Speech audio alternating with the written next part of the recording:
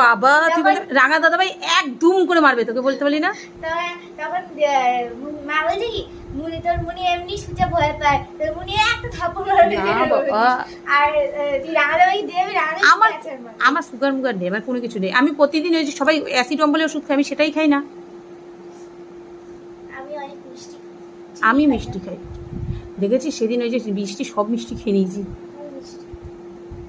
ভাই এনেছিল মিষ্টি, এবার আমি না খুললে তো কেউ খাবে না, এবার আমাকে পাঠিয়ে দিয়েছে যেদিন ওই বাবাই ওরা নেমন্তন্ন খেলো।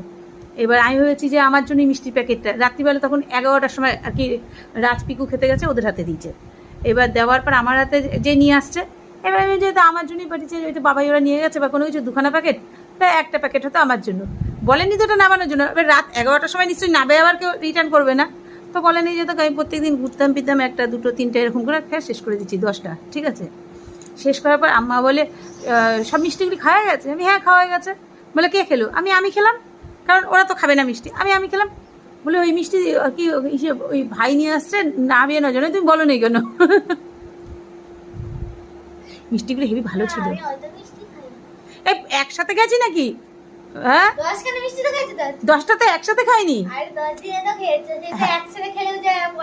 একদিন ঘুরে ফিরে ব্যাস। এবার যে আবার 1 বছর খাবো না। 1 বছর কোথায় খাবো মিষ্টি? আমি কি কিনে খাই মিষ্টি?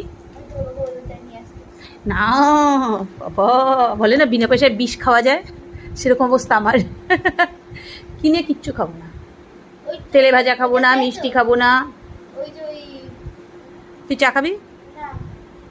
ও পান্তা খাওয়া গেছে তো চা খাবি কেন তুই?